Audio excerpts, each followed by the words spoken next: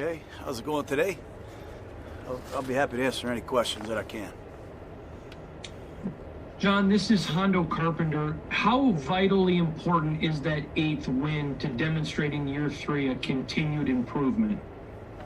Well, it's vital. I don't know how vital anything is right now other than us finding a way to win a football game. We've made improvements, a lot of improvements in some areas, and obviously we talked about it the other day. There's areas that we have to make significant strides, so we'll continue to try to do that. Hey, John, you talked the other day about Waller breaking a Tim Brown record that you didn't think would be broken. And I realize those two guys were at different points in their career and played different positions, but are there similarities in terms of the way that they process information and work and get them and understand the offense? Yeah, I think there is a common ground there with greatness. They all have a couple things in common. Usually it's not by accident. They're your hardest workers. They take care of themselves off the field. They're the real deal, and they have so many intangibles you don't have time to list them. But Waller is he's got the Tim Brown Hall of Fame, All-Pro, work ethic, concentration, focus, desire, and he has the right attitude every single day. He's a premier competitor in the walkthroughs, in the meetings, and on the field, and that's why he's standing where he is today as one of the best. Hi, John. Other than, aside from, this last game, obviously you're trying to get another win on the board. Is there a chance we could see maybe some of the younger players and some of the hopefuls get just to get a better look at them before we get in the offseason? It almost makes me laugh. I mean, who do you want to see? We've seen about 80 players this year. I want to see my starters play. But yeah, we're playing just about every eligible player possible. To answer your question, no. We're going to try to win the game with the healthy, available bodies that we have, and we've seen enough, different players play at every position. We need to see the best 11 on each side of the ball play together well enough to get a win. John, Foster Moreau obviously worked his way to get back on the field this year after a big injury last year. How would you assess his second year for the young tight end? I think statistically and from a playtime standpoint, probably a lot of people will think it's disappointing, but it's a tremendous year for him. I feel the same way about Mariota. They got healthy this year. They're 100% ready to roll. And I think having an opportunity to be around Jason Witten and learn some of the secrets behind one of the great ones who's going to break an NFL record this Sunday in Denver, he'll be ready to really take off for us and be a big-time player next year. That whole second-year class as a group, they had such a big impact last year on the team. How has their development been to you this season? Well, Jacobs is in the Pro Bowl, so, he's obviously made his presence felt. Crosby's played every week and played hard. Farrell hasn't. Klee had the virus. He's hurt now. He's going to miss the last 4 games. So obviously it's a setback for Klee. John Abram has had a number of things happen to him this year, but we do see the possibilities, the excitement that he brings to the grass. Some of our second-year guys have played solid. We need more from our first-year guys. And unfortunately, we'll have to wait and see our evaluations here in the offseason. But it's a great class. We're proud of our second-year players, and we expect more. Coach, what would finishing 8-8 mean to you personally, and how might it impact the offseason, closing out the season with a win? I'm not, look, I love winning. I'd rather go into the offseason after a win than a loss. We're going to do everything we can to win this game. I was here before. We had back-to-back 8-8 seasons. I really felt looking back on those 2 seasons, we should have won more games. Feel the same way right now. But I like where we are. We see how we stack up against Miami and Kansas City and New Orleans, and we see some of our potential. We also see some of the ugly sores that we need to clean up. So I'm just going to concentrate on trying to improve, trying to get as much momentum possible, and keep pounding the rock. John, I know it probably wasn't the easiest thing for Vic Beasley to get dropped into the situation this time of year. But what have you seen from him in the time that you have been able to take a look at him? And I know decisions get made later down the road, but can you see him as somebody that's going to be around beyond just this year? Yeah, we're trying to focus our vision here on some of these new players. Unfortunately, McKinley won't be able to play. Unfortunately, David Irving won't be able to play. Fortunately, we will be able to see Vic Beasley play again, and I think his availability and his background in the league as a pass rusher is exciting, and hopefully he can answer the bell and be a big part of our future here. But I'm not going to make any more predictions. We still have some evaluating to do, and I know Vic Beasley has potential and he's got talent, and we're going to keep looking for it. Coach, you were just mentioning Jason Witten and his influence a little bit in the locker room. What has he meant to your organization as a whole to just be around here for this year? It's a shame you guys didn't get a chance to see him every day.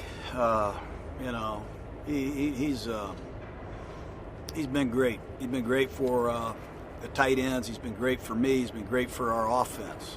And unfortunately, we've not been able to have a lot of team gatherings, team meals, team meetings because of the protocols and the quarantines and all that stuff, but he's had a real impact on our guys. I'll let them talk about how he's impacted them, but his preparation, his focus, his desire, we just talked about it with Tim Brown and Darren Waller, but he's one of the great war daddies of all time, and he's going to break Tony Gonzalez's record on Sunday, and it's great to have been a small part of that.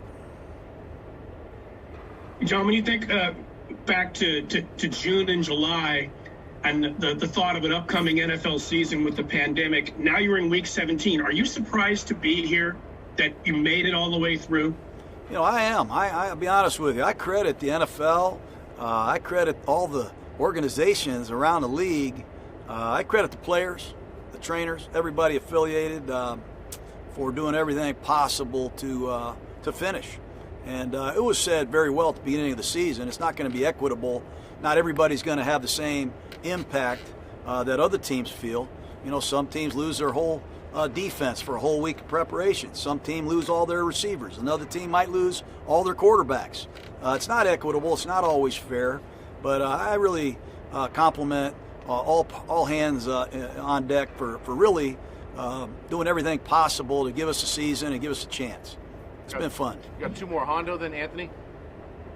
John, do you see Jason Witten as a guy who could be a coach in this league? Just with all the guys talking about how he's impacted him from Henry on down. Hell yeah. Is that a guy you could see that in his future? Yeah, but I think Witten wanted to be a coach. I think he'll be a great coach.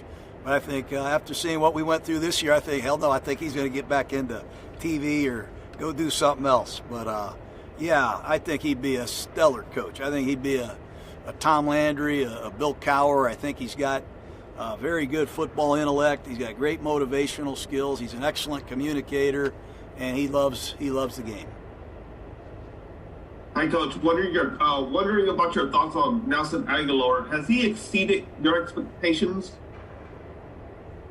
Yeah, I knew Nelson when he was 15 or 14 years old back in Tampa when he was at Berkeley Prep High School. So when he went to USC, he was a highly touted young athlete in Florida, and I just saw him play live. I knew he was a great talent.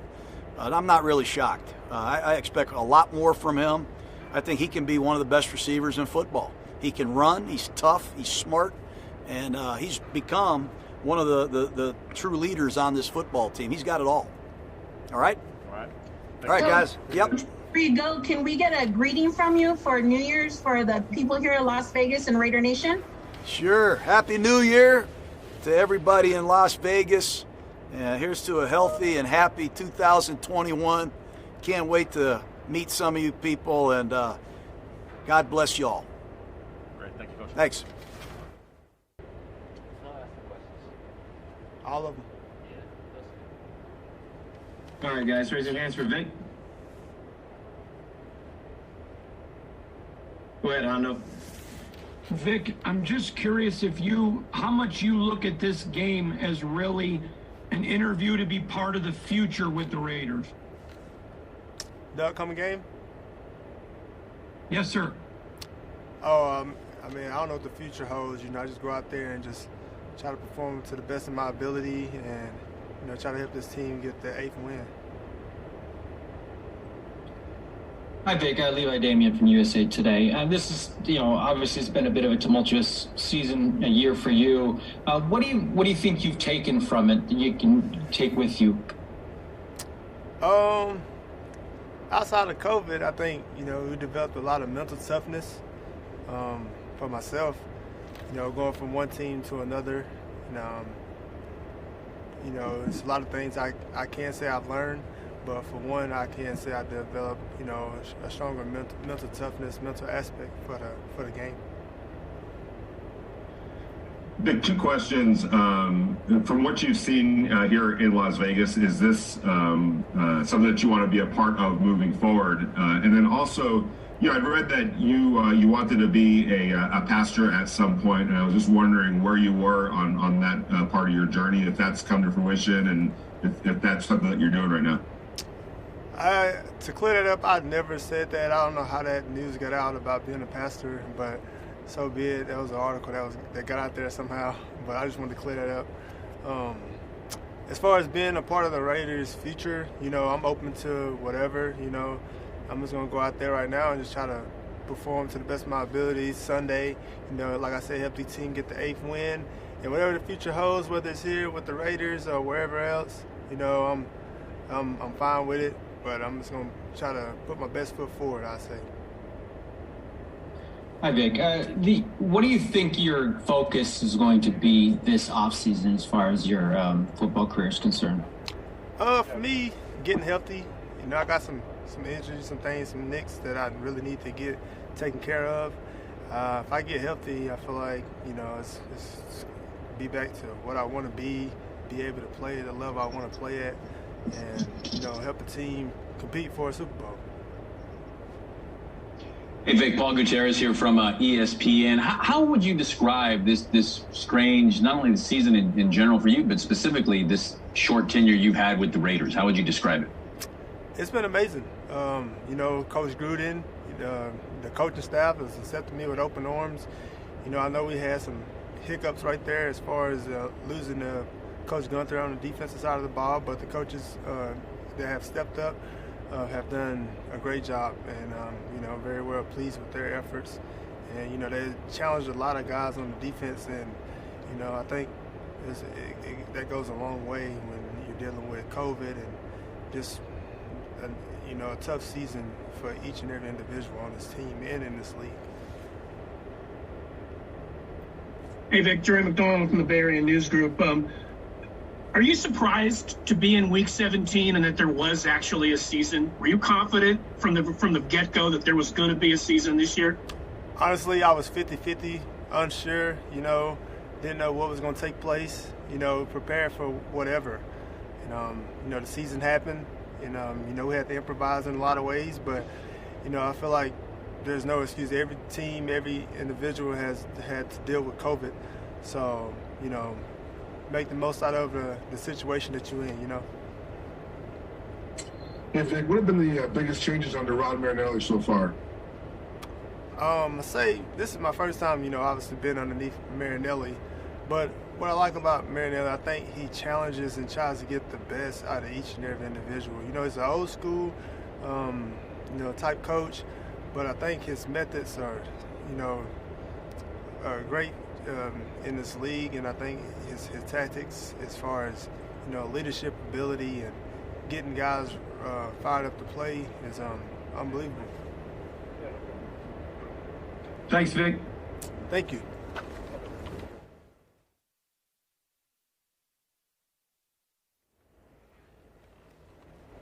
All right, guys, got Jason Witten. Go ahead and raise your hands for questions. Hey, guys. Hey, Jason, Jerry McDonald from the Bay Area News Group. You've got a chance to be around Darren Waller now for quite a bit of time, and I know you obviously were impressed by his physical gifts dead on. But what's kind of struck you about his work ethic, the way he prepares, and Coach Gruden said the other day he's one of the best football players he's ever seen. How much better can he still get? Well, I think you're seeing these last 4 weeks, I mean, the way he's played, really all year, but certainly these last 4 weeks, he's really found his stride. For me, yeah, he's fast. He's got great size. There's a lot of tangible things you like about him that a lot of people can see, but it's all the intangibles that stick out. You know, it's how he works, how he prepares, what kind of teammate he is. You know, Coach Gruden does ask him to play a lot of different positions, and there's a lot of volume to this offense, and he's got a really firm grasp on what we want out of this, and you look at who he is as a person and what he's been able to overcome in his life. That's where it starts for me, and I think he's playing at an extremely high level and can do that for a number of years to come. Hi, Jason. Levi Damien from USA Today. Just right at the top, would you say that Sunday will be your last game in the NFL, or are you leaving it open to come back for another season? You know, I haven't really arrived at anything at certainty yet. You know, I've always been a firm believer that focus on the task at hand. I'll take some time, really just give myself some organic time to reflect and think through it. And, certainly I know where I'm at in my career.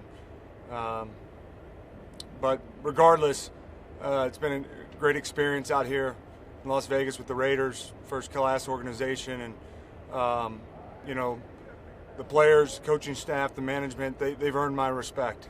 And Coach Gruden, I know we came up short this year, but I was proud to be a part of this football team, and I'll take some time after the season to figure that out.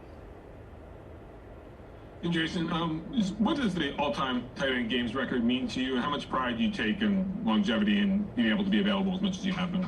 Yeah, I was taught by Bill Parcells. He drafted me there in Dallas, and taught me early on, reliability, dependability, consistency. That's how you make it in this game, and those are traits that I've kept near and dear to me for my entire career.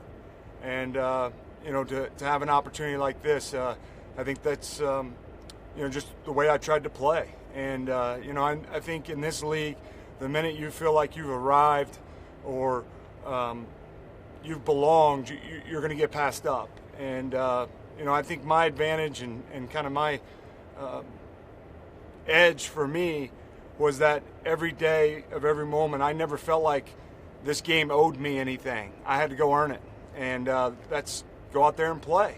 And you hear people talk about it often about it's a show-me game. And certainly I felt like those traits I learned early on as a rookie in the NFL from a legendary coach was be dependable, be consistent, and be reliable. And to have this moment this many years later, I think it'll be pretty special for me and my family.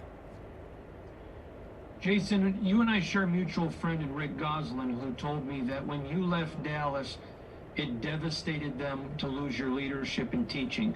Several of your teammates here have talked about your input. I asked John if he thought you had a career in coaching. He said he thinks you could be a Tom Landry. Is that ever something you've thought about in the future? Yeah, I have thought a little bit about it, of course. I feel like to stay around this game, have an impact. In a lot of ways, I felt like that's part of the role that I came in here and with this football team was embrace this role, be a mentor to this young football team. I really enjoyed it. As I said, it's never fun when you come up short and you're playing into the season, not knowing that the playoffs aren't around the corner. As a competitor, that's what you want. But in a lot of ways, I felt like I was a little bit of that for this team, and really enjoyed it. So. Again, I'll take some time. I've learned a lot from Coach and really all the coaches. I've had some legendary coaches that have impacted my life from an early age on the football field. And from my grandfather, my college coach, to Parcells, to Jason Garrett, some amazing coordinators and position coaches. And then, of course, here with my time with John. So, I'll figure that out. Again, I just think focusing on this task right now and finishing off the right way is the most important thing. I owe the game that, I owe this team that, and that's what I'll do.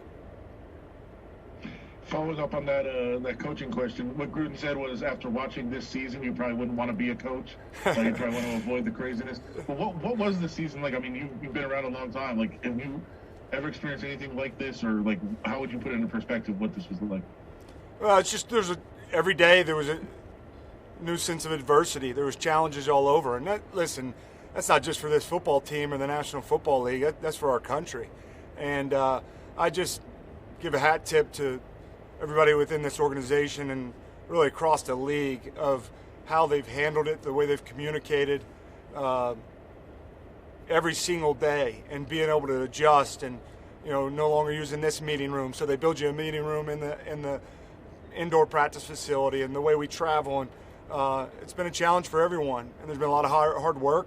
Had to adjust on the fly, and I think for a guy like myself, after 16 years with one organization, to come to a new place and then throw this into the mix, it was different. And I think for the coaches, they had to be willing to adjust and adapt, and I thought they did a really good job of that, and players and really the entire league. It's been a challenge though. Got two more, Vic and then Vinny. Hey Jason, what have been your impressions of Nelson Aguilar? What has he brought to the mix this season? I've been really impressed with Nelly. I played against him in Philly, and first off, I just think his ability to kind of block out the noise and realize this is a fresh start and an opportunity for him. And you think coming into this situation, they drafted two receivers pretty high, and obviously Hunter Renfrow had a great rookie year, and he never really worried about, okay, where am I going to get my targets or what's my role. He just came and worked hard, and he's got great speed, he's got a great work ethic, and I think the thing that's impressed me most, I think about every playmaker that I've been around, all the great players, they play their best in the biggest moments, and Nelly's had some huge catches and some big plays for our football team, and he's just a winner. It matters to him, and he's got a bright future ahead of him. Jason, I know this was a year for Foster Moreau to kind of get back to health after a serious injury last year, and I'm sure you've kind of taken him under his wing, under your wing. What have you seen from that young tight end? And I know it's not always an easy position to master right off the bat. There's a lot of nuance to that position. What do you feel his future holds for him? No, I think Foster's got a bright future. Every opportunity that he's been given, he's taken advantage of it. To come off that injury, I think it's hard. Big guys that are asked to be able to run like receivers but then play in line, you're putting a lot of stress on your joints and your body, and Foster made that transition of coming back and off a major surgery. He really is a consistent tight end. I think so many times, and rightfully so. I mean, Darren's so dynamic, and he's such a athletic freak and mismatch in the pass game. The ability to kind of do the dirty work and play in line, and not to minimize Darren on that because he's good at it as well. But I think Foster has a little bit of those traits of an old school tight end. But he's made some big plays early in his career. He's a sponge. He wants to learn. He wants to grow. He wants to understand what the nuances of kind of allowing you to have an edge. And I think he's got a bright future ahead of him. Great. Thank you, Jason. All right, thanks, guys.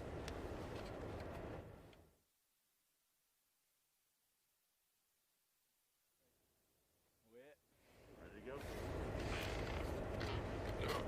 All right, guys, we got Derek Carr. Let's get those hands up.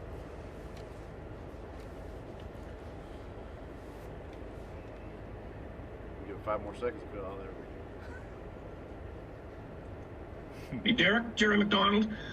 Week 17, when you think back to June and July and all of whether will there be a season, et cetera, are you surprised to be here? Man, that's a great question. I think how everything started, we didn't know if there was going to be even a start to the season. I think once we started, once we played that first game, I was confident we'd finish. At what capacity or what that looked like, I didn't know. Obviously, we're all finding out on the fly together still, but at the beginning, it looked like there was no chance we were going to even play football this year. So the fact that we got to play, I'm super thankful that we've got to this point. And hopefully we can finish with a win this time in Denver.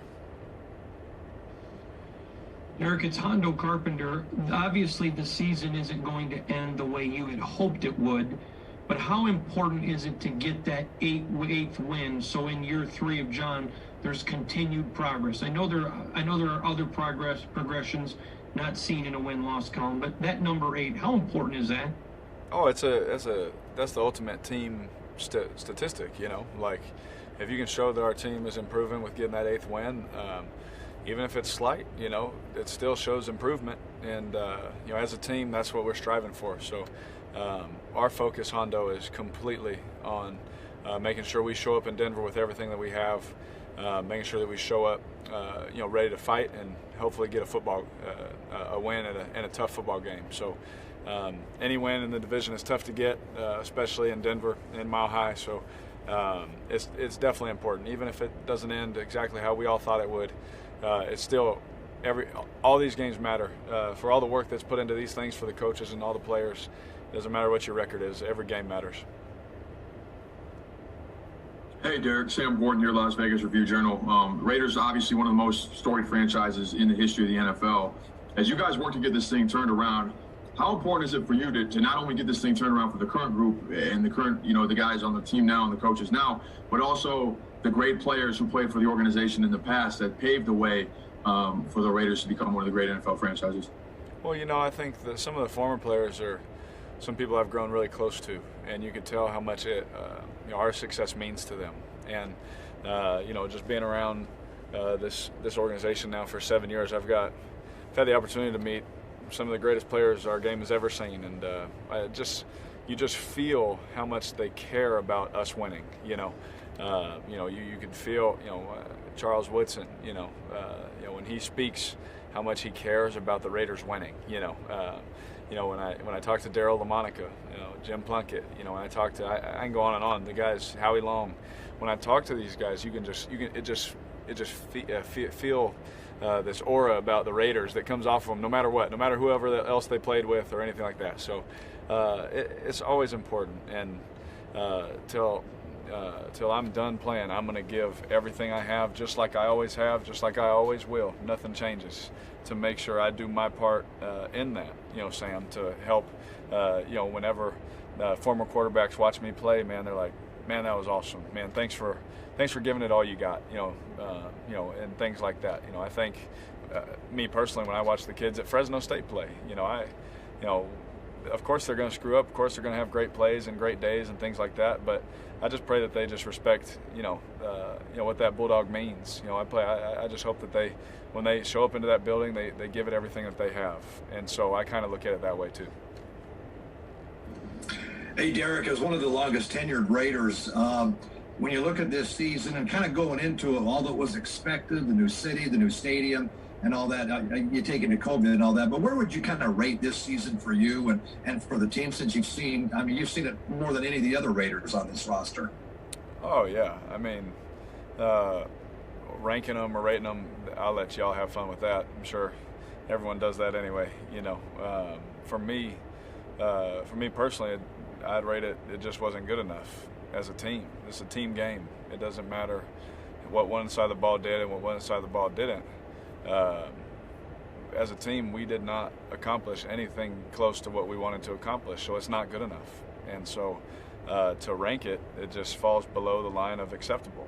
And as a team, it just not making the playoffs just can't be accepted, and that's where we're at right now. We have to live with that. I have to go into another offseason with that on my mind, that burning thing on my heart, and that's a good thing. It keeps me going and it keeps me fighting, because in this game you're never satisfied, Chris. And as long as you keep that mentality. I heard Jason talk. I've heard him talk many a times about the determination, the will to win, and all these kind of things. And you got to have little things to light your fire a little bit. And so I won't rank it. I'll let you guys have fun with that. But I'm confident with what Coach Gruden and I have been able to do and accomplish. I feel great about the progress that we've made in certain areas as a team, but it's still not good enough, because we're not going to be able to play after this week. Hey, Derek, 800 plus yards, 8 touchdowns for Nelly. At what point did you tell yourself, like, man, we got something here with Nelly? And secondly, what impressed you the most about him this season? I knew of Nelly. We didn't really know each other too close before he got here. But I knew he was having a big year. He was having a great year. And I went and looked up his career stats, and look, I thought he had better stats, at other places, and he's had his best year here so far. And sometimes a change of scenery is good for somebody. Sometimes a change of scenery, it doesn't mean the player has changed. It just means he fits better in that system, or he fits better in that scheme, or it just works out better for him. Sometimes, a change of scenery is good for people. And Nelly showed up here, and I remember him as a speedster, big-time playmaker, all the highlights I saw. And when he got here, I found out he was just so much more than that. He was a leader. His work ethic is second to none. The way him and Zay work and push that receiver room is unbelievable. And the way they hold each other accountable makes you thankful as a quarterback. Nelly is someone that what he can do on the field is only scratching the surface of what he brings to a football team. And I think once I saw that work ethic and once I saw how he worked, all those big plays and those highlights were no shock to me why they happened, because that man is diligent in his work ethic, and it's really impressive. Derek, in a situation like this where it's the last game of the season, both teams are out of the playoff picture, does Broncos week still mean anything? Yeah, absolutely. To me it does. You could ask everybody else. To me it means a lot. I don't know, was this the 14th time? 14th time I've played them. And to me that rivalry means something. It means something to beat those guys. It's not just another game to me. So you can ask everybody else, but to me, it definitely means something. Last three guys, Amber, Josh, and Vic. Recovering from that groin injury still, what do you think? Is it in your best interest to play on Sunday in what some would consider a meaningless game? And do you intend to play on Sunday? Yeah, I'm going to play, and I'll be ready to play no matter what I go through. I'm going to do everything I can to be on the field for my team and put us in positions to win football games. Derek, what have you seen the development of Brian and Henry this year, and just how difficult has it been to sort of build up that rhythm and rapport with them, just with all that you guys have gone through this season? Yeah, the frustrating part for any rookie, I would think around the NFL, is without OTAs or that mini camp or all that stuff, it's just such valuable time that they just didn't get with the coaches. And technique, I can teach them the playbook, I can teach them routes and things like that, but when it comes to technical things that they need at the NFL level and those kind of things, they missed out on so much individual time, Josh, that I know as a rookie I definitely needed. The way some fundamentals, some things I did just wasn't going to fly in the NFL, and we had to change my feet, we had to change a whole bunch of stuff, and all different kind of stuff in it. And now I'm so thankful for those changes, and that was before my rookie season. So, they're going to have so much time now. Hopefully, we have an off season.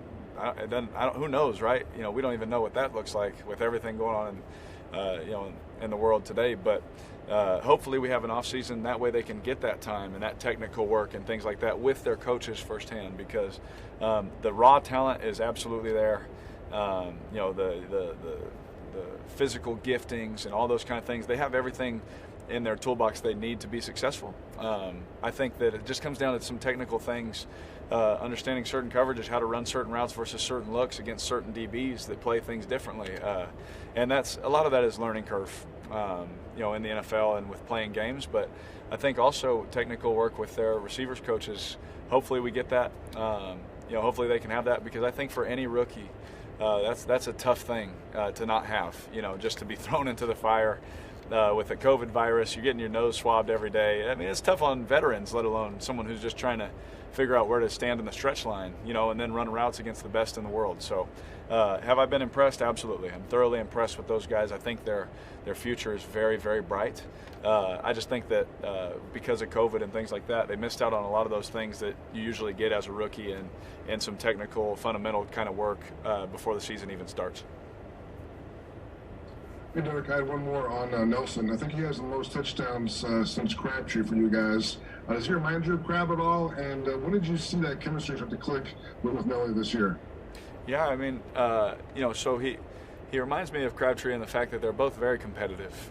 Crab, was someone who, when it was time to practice, when it was time to, to compete against the defense, he worked as hard as anybody. When we were in that field, that man was competitive. He had some of the best hands I've ever seen.